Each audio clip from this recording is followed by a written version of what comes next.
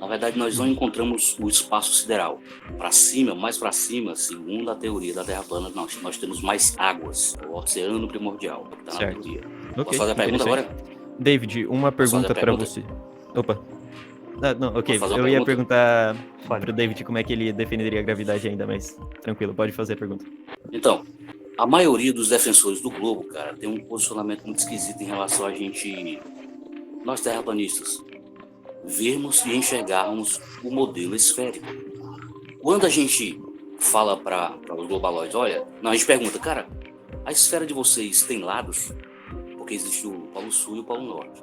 Pronto. Nos grupos de WhatsApp, se o terraplanista fizer essa pergunta, meu amigo começa a gargalhar, a chincalhar, xingamento para todo lado, chama logo a gente de burro. Mas eu queria entender isso aí. A esfera de vocês, a Terra, tem lados, cara? E se tem lados? Veja bem, como até hoje não se tem uma imagem, por exemplo, de um continente inteiro de cabeça para baixo? Porque só o que tem são satélites. A sua ciência fala Óbvio que que existem existe. vários satélites ao redor da Terra que poderiam fazer alguma imagem de um navio navegando pela parte de baixo da esfera, um avião voando pela parte de baixo da esfera. Mas não se tem essas imagens, que seriam uma prova cabal da esfericidade da Terra. Eu queria saber, essa esfera tem lados? Uma esfera, uma esfera tem um lado só. É um lado uniforme e curvado. Isso é um lado. Tem fotos debaixo da Terra. Você pode inverter um mapa, tá certo? Sei.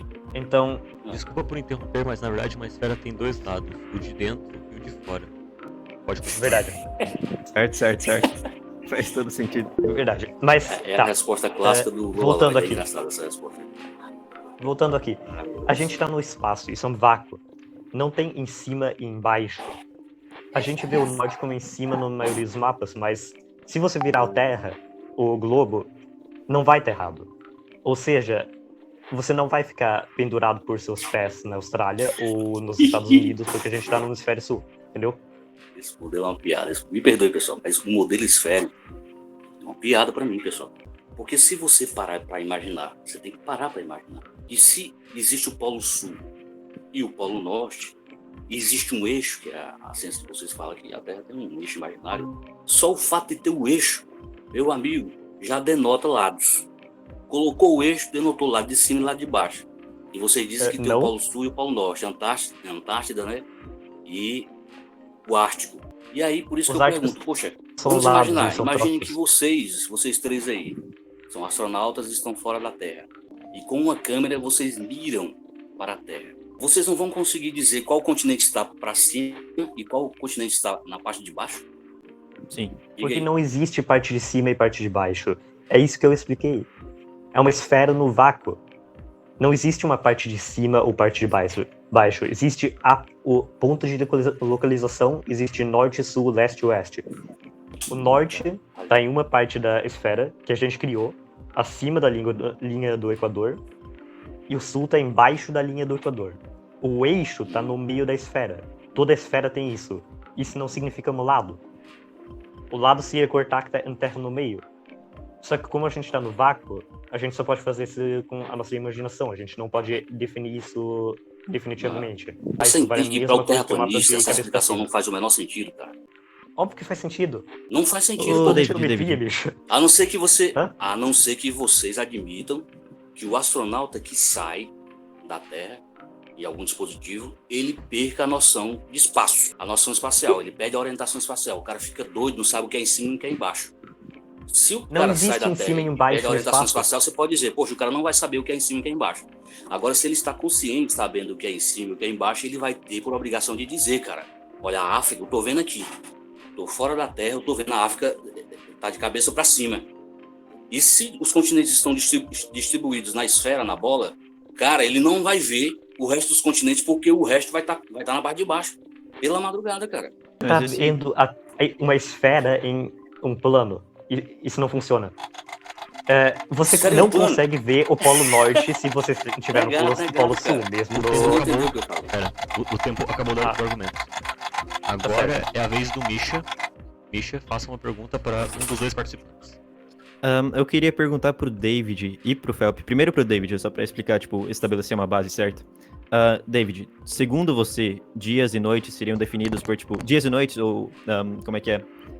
Tempo em geral, tipo, o tempo que a gente vê, anos, etc., seria definido pela rotação da Terra e etc. Translação, sim. Exatamente, sim. A rotação da Terra em volta do Sol, no caso. E faz sentido na minha cabeça, no caso. Pelp tem como é que é? É uma configuração diferente, né? Tipo, ele pensa que dias e noites são de uma forma diferente. Felp, você conseguiria explicar um pouco melhor como você imagina que seja isso? Esse modelo, no caso, de dia e noites? Exato. Para o terraplanista, o Sol é que tá girando, cara. O Sol tá girando em volta da Terra. Isso. Você Certo. tem que imaginar a Terra como um platô, né? Uhum. Um grande círculo, um disco, onde Sol e Lua ficam intervalando, né? Sobre esse platô, girando. E aí nós vamos ter os intervalos de dia e de noite. Claro. Não tem segredo. E esse giro ele vai, ao longo do ano, saindo do Trópico de Câncer para o Trópico de Capricórnio, que vai originar as estações do ano. Uhum. Não tem segredo. Certo, entendi. Uma pergunta, o Sol ele tá fixo em alguma... Como é que é? Alguma rota específica que, tipo, ele mantém uma distância certa sempre entre a Terra e onde ele fica, mais ou menos, pra, tipo, as estações ficarem na temperatura certa? A questão da distância do Sol, esses dados, infelizmente, o terraplanista ele não tem. Certo. Então, eu sempre, quando eu discuto sobre o posicionamento do Sol, a distância, o tamanho, né? Eu nunca vou bater o martelo. Né? Nunca vou dizer, olha, é número tal. Assim como vocês gostam de fazer no modelo de vocês, né? O Sol está a 150 milhões de quilômetros. O Sol tem não sei quantos milhões de diâmetro e tal. Vocês têm números específicos. Infelizmente, o terraplanista, por não ter uma comunidade científica, um grupo de cientistas estudando essa teoria com afinco, infelizmente a gente não tem esses dados específicos sobre o Sol. Mas para o terraplanista, o Sol está próximo, ele é próximo da Terra, ele é muito menor do que a ciência convencional, a ciência que vocês acreditam, dizem. Certo. Peraí, David, Felp, uma pergunta pra você, antes de mais nada. Felp, pera, desculpa, Misha. Felp, eu tenho uma pergunta pra você. Desculpa, mas como que você diz que a Terra plana não tem comunidade científica e mesmo assim dá teses científicas da Terra plana?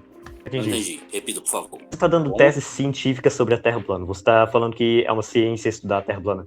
Mas você está falando que a Terra plana não tem base científica, tipo, uma base de estudo científico. Estudando a Terra plana. Explica isso. Assim, cara, você tem que ser inteligente. Qual foi o modelo acordado e que é consenso científico para todo mundo? É o modelo esférico, cara. Tudo gira em torno desse modelo aí. Foi.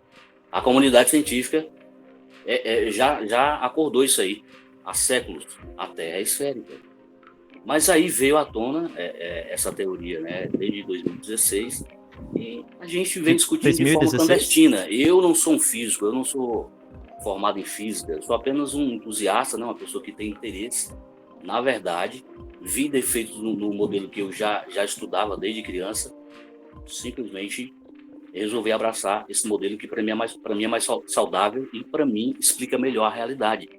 Mas infelizmente não existe, cara, um grupo de cientistas estudando de forma séria para trazer os dados de maneira mais formal, né?